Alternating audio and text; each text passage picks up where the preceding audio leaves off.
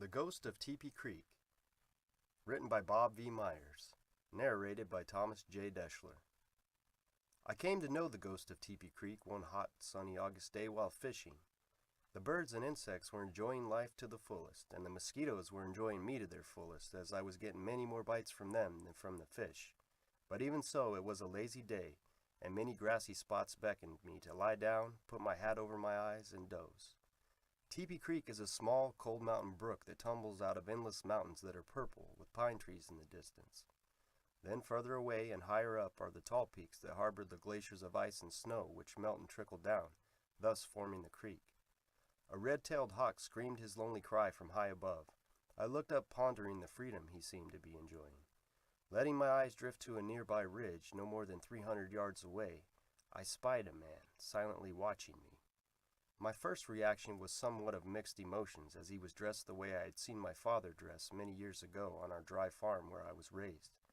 This man wore a wide-brimmed hat, commonly referred to as a cowboy hat, pinched to a peak at the top. The rest of his garb, from what I could tell at this distance, followed suit with his hat. Worn, faded denims were stuffed into what appeared to be high-top riding boots. I stared at him for a time, trying to ponder his purpose there. He seemed to be carrying a shovel and not a fishing pole like myself. Being that we were some 3 miles from the nearest road, I began going through a list of reasons in my mind what he might be doing there.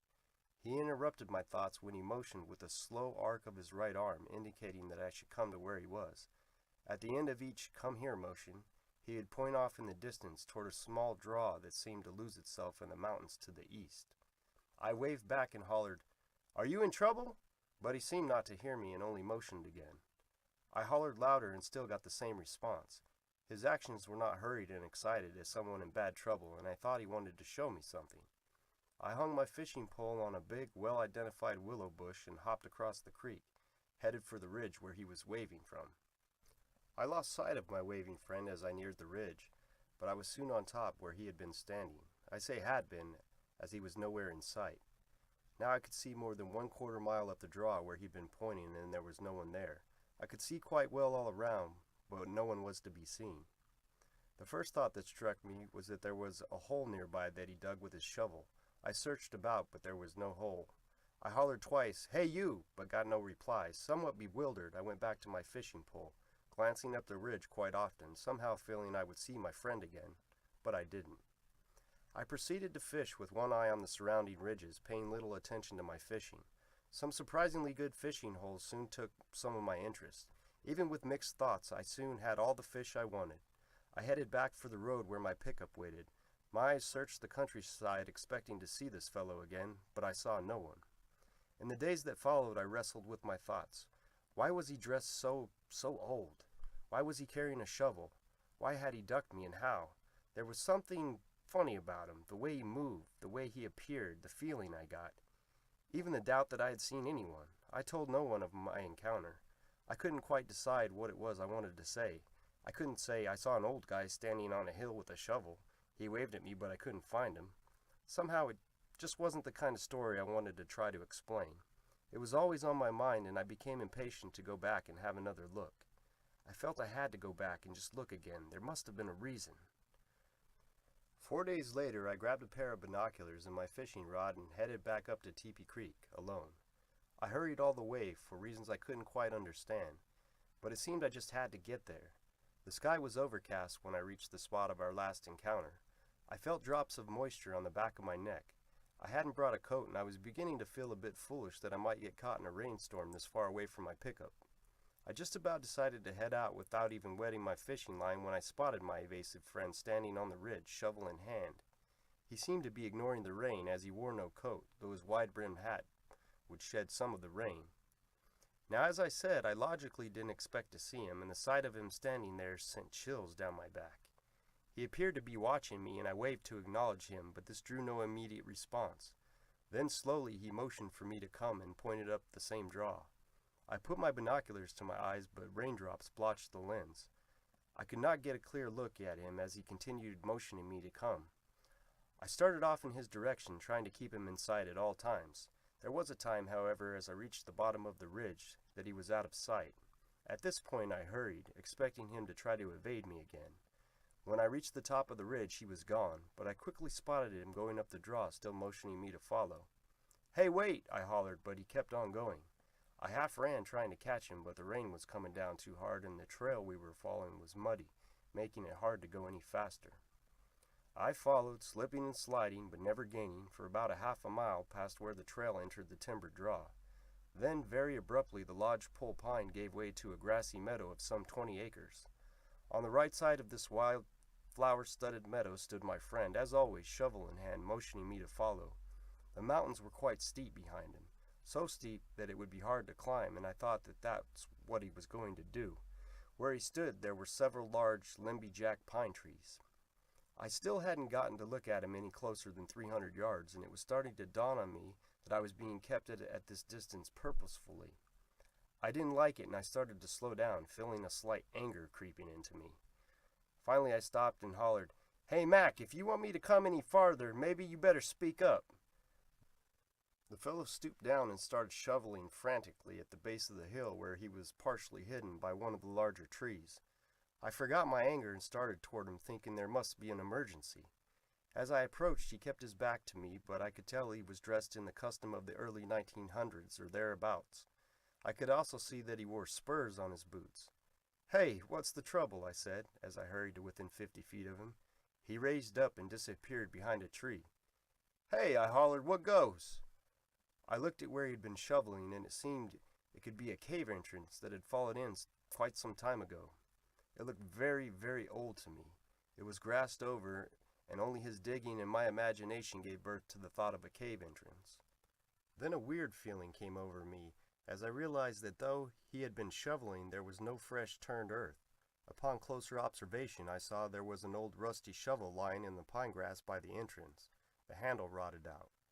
"Hey you," I hollered, the way he had gone. "Where'd you go? What the hell goes on here?" I got no answer. It was 11:15, and it stopped raining. I kicked about the cave entrance for a little while, hollering for the evasive chap, but still I got no answer. I began to get the idea that I was fooling with a real ghost. I hadn't seen this fellow's face, and I couldn't tell if he was young or old, white man, Indian, or what. I was getting an uneasy feeling, even a little scared. I felt scared because I'd let this fellow lead me up here all alone. In an easy but guarded manner, I began heading away from the old cave. I got maybe 100 feet away, still looking back, when he appeared again standing by the cave. He was pointing down at the entrance. I stopped, but I was gripping my fishing rod hard, ready to strike out. I had never encountered anything like this before, and it had shaken me. He picked up the old shovel and again started shoveling frantically. I watched, but I think I was still backing away. He stopped shoveling and turned toward me, motioning me to come back, and pointed down to where he had shoveled. "Hey, buddy," I said, half expecting him to come after me. "I don't know what you're up to, but if you're digging that hole for me, you're going to have a hell of a fight." I started down the trail sideways, keeping one eye on him, the other on the trail. "Please help!" The words came in an eerie and strange manner. They sounded like they were forced from the throat of a man in deep pain, pleading. I stopped. The hair on the back of my neck tingled. There was no doubt now that I was dealing with a real ghost, and I was 20 miles from any other human that I knew of. I didn't like it, and I wished I was gone from there. "Well, what?" I stammered. "What did you say?" My own words seemed strange and quivery. "Please, Bob, help me."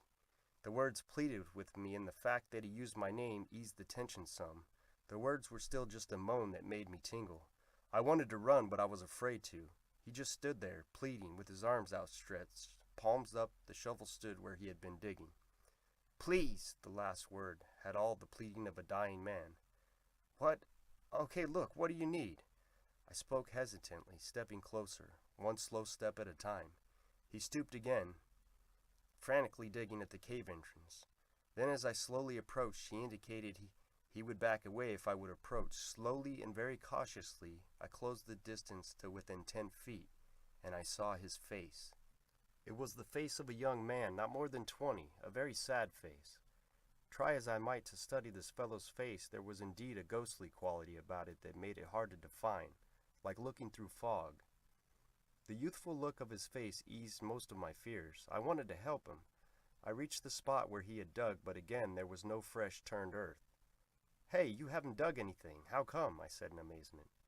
He shook his head slowly from side to side. The old shovel lay as I had seen it before, the handle rotted out, the spade rusted. It crumbled under my touch when I picked it up. "I can't dig with this shovel," I said as I broke off a piece of the rusted spade and let it crumble to the ground. "Is this what you were digging with?" I asked. Then I remembered he really hadn't dug anything. He nodded to indicate it was the shovel that he had used. "Hey, look, what do I call you?" I asked, trying to get a good look at his face. I just couldn't look past the sad eyes. "Okay, then, I'll call you Pete, okay?" I asked. He nodded again to indicate it was okay. "Okay then, Pete, look, I have to go get a good shovel if I'm going to dig. Do you understand?" Again he nodded in agreement, then faded behind a large pine tree. I hurried away, full of mixed emotion about what had happened. Farther away from the cave I got, the more like a dream it all became. I almost began to feel foolish. What if the ghost had just been my imagination, I thought. Though I had seen him shoveling, actually throwing dirt, there was none turned for evidence, so perhaps I had just imagined the whole thing. Imagination or not, I was approaching the cave at 10 o'clock the next morning, shovel and all. Now I brought my fishing gear back with me because I would have felt foolish carrying only a shovel. That is, had I been seen. I had told no one about my encounter simply because I wanted some proof first. I hadn't seen my ghostly friend on the ridge as I came in, and I wondered if I'd seen him at all. I made up my mind I'd do no digging if he didn't show up, not this time anyway. The weather was beautiful, and it was starting to get into the 70s already. It was a very unghostly day, and I was really doubting the whole episode as I entered the meadow. But there, standing by the cave, was my ghost. He made no motions at all, but just stood and watched me approach. He backed away as I got within 10 feet, as if to avoid contact, afraid that I might reach out for him. He did point to the cave. I thought I saw his mouth work as to speak, but the wide-brimmed hat was worn low and actually kept his face in the dark, so I could see it was the same young, sad face. "Well, Pete, I must say this is somewhat of a different experience for me. Can you tell me anything about what's going on?" He just stood there, half pointing to the cave. "You want me to dig, eh? But you won't talk, or can't? Which is it?" I asked as I lay my fishing pole and sack on the ground out of the way. He only nodded his head yes and looked at the cave. "Okay," I said, and started digging. The digging was quite easy as it was mostly soft soil, and I made good progress. Soon I started finding rotten timbers. It didn't hamper the digging, but I got a different opinion of the cave. "Hey, is this an old mine?" I asked again. He nodded yes from where he stood in the shadow of the big pine tree. "Your mine?" Again he nodded. "Is someone in there?" I asked. "Your partner?" He shook his head no and looked away. "I get the message. Just dig, eh?" And dig I did until I was far enough into the mine that I began to fear another cave-in. I backed out. I was tired and sweating. I glanced around looking for Pete. He was nowhere that I could see. I sat down on the cool earth I had thrown out of the mine. As I looked back into the mine, I jumped, for there was Pete digging. He was throwing dirt, but there was no sound, and the dirt wasn't piling up. It was just ghostly dirt. "Hey, how far in there are we going?" I asked, after watching for just a minute. There was no answer, and he just faded into the dirt cave. "I don't think you're doing much good," I said in a loud voice. At this point, I must explain I had lost all fear of this ghostly character. It's hard to explain, but I felt pity, curiosity, and a friendship toward my newfound acquaintance. There were many questions I wanted to ask, and I kept thinking if I bided my time I could get this ghost to talk. I went back to digging, and I worked as hard as I ever worked at anything. I began to think of ways to shore the ceiling and walls to prevent them from caving in on me. The mine was barely 5 feet high and no more than 3½ feet wide. I was in 10 or 12 feet when I hit a rock. After some time it appeared that it was a rock ledge the cave went into. I dug until I came up against a large rock that seemed to be blocking the passage, a rock that might weigh 500 or 600 pounds. I worked until I was exhausted, digging around this rock, but I was going to need something more than a shovel. "Hey, Pete," I called as I came out of the hole. "Hey, can you hear me?" I called again as I got out, trying to straighten my cramped back muscles. The work was hard, very hard, as I had to work either on my knees or stooped. There wasn't room to throw dirt, and I had to move it 2 or 3 times to get it out. It was 4 o'clock, and I was tired, hungry, and terribly thirsty. "Hey," I called again, looking back in the mine. "Oh, there you are," I said as I spotted Pete in the mine. "I've had it," I continued. "I'm going to have to get help of some kind before I can move that rock," I said as I pointed back in the mine. "I was thinking maybe I better bring some help. I could find someone. Pete came to the very mouth of the mine, shaking his head no. No, I said, why no? I can't move that rock alone. He just shook his head and went back. Hey, I called out, I've got some cable and a hand winch at my pickup. I could bring that, I hollered. I stepped into the mine to see Pete pushing on the huge rock. Pete, you're not just able to move earthly objects, are you? I asked of him. I could tell by his motions he was trying very hard, and I had to say something. I'll get the stuff from my pickup, but damn, do you want me to come back tonight? I asked. He stepped out, nodding yes, almost excitedly. Okay, Pete, but it'll be late. But okay. I guess I can try if it's that important, I said, and started off down the trail. It was getting late when I got back, and I was tired. I brought the hand winch, some small cable that I carry in my pickup, and a flashlight. I got back at 7:15, very tired. Pete appeared at the mine entrance with shovel in hand. Been shoveling? I asked as I approached. He shook his head yes and disappeared into the mine. I set about anchoring the cable to the pine tree outside. Tying the quarter-inch cable to the winch, I took the other end into the mine. It was getting late enough that the flashlight was going to be a must now. With a little digging here and there, I was soon able to anchor the cable to the rock. I backed out and started working the ratchet on the winch. The rock moved quite easily, for the winch that is, and soon I had it laying at the entrance of the hole where Pete was standing, behind it motioning for me to come. I could, I thought, detect excitement in his slow, fluid, ghostly moving. Did that do it? I asked as I moved around the rock and back into the mine. I too was excited, to say the least. I had been thinking of the treasure I was sure to find. Why else would a ghost have me dig out the old mine? There were many questions I would ask Pete as soon as this was over. I went into the mine to find that just behind where the rock was lodged there was a small room, maybe 12 by 14 feet, and just high enough to stand up in. The smell was of musty, old, rotten wood and other objects with a real thick, airless smell. I played the light to the west wall where I saw Pete kneeling over a skeleton of a man half propped up against the wall. I've got to say it was an eerie sight as my flashlight seemed to make Pete disappear. I had to keep the light beam off him or I couldn't see him at all. He was still motioning me to do something, and he directed my attention to a small metal box 10 inches by 10 inches by 4 inches that lay by the skeleton. He seemed excited for me to take it. I picked it up and then pointed to a pair of spurs that were in a position that would indicate the skeleton had been wearing them. As I looked more closely, I recognized them as the same spurs Pete is wearing. He indicated that I should take them and leave. I took the box and the spurs and went out thinking that I could return to look around after I saw what was so urgent about the box. I had no more than gotten out when a noise made me turn around. There stood Pete, waving goodbye to me.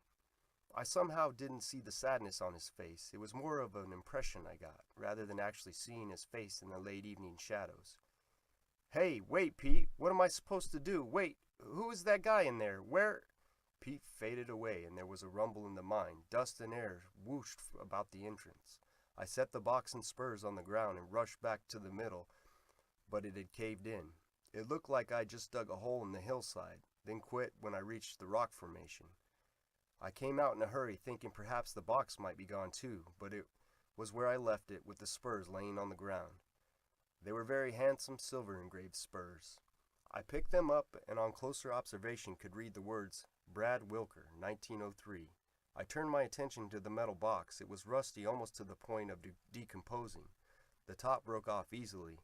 Inside was a rolled-up pouch of some kind. I carefully unrolled it to find that it was a raincoat carefully rolled around some old brown paper bags that had been written on. I had to be very careful as I unrolled them, as they were old and brittle. This is what I read. My dear Ada, what must you be thinking of me? If only I could let you know I didn't run away on our wedding day. I'm trapped in this mine. August 4th. I'm still trapped. When will someone come? There has been a cave-in outside that has made a rock immovable. My shovel is out there. August 7th. I have no food or water in here. I'm afraid. If I could only let Ada know. I swear I'll let her know somehow. The rest of the writing indicated that the fellow had perished alone. I looked at the mine again and hollered for Pete, but somehow I knew I'd seen the last of Pete. I was so deep in thought that I don't remember much about the walk out. I kept thinking who was Ada and who was Brad Wilker. To end my ghost story, I will say I did find out about Ada, as I'm sure Brad or Pete knew I would. After much asking and searching, I found 92-year-old Ada in a rest home. She was ailing and soon to go to her own rest, but she did fill in the missing links of a very touching story. It seems she and Brad were young and very much in love. She was only 18 years old. They were to be married August 5th, 1904. She and Brad had parted on the 3rd, and he told her he was going after his gear. She never heard from him again. She recognized the spurs that she had given him on his 20th birthday. Tears came to her eyes as I told her of Pete, the ghost that was Brad. She said he was so young and handsome. "When did he give these to you?" she said, clutching the spurs to her breast. "August 5th, I said. "August 5th, she repeated. "He came back on our wedding day. I always prayed he would."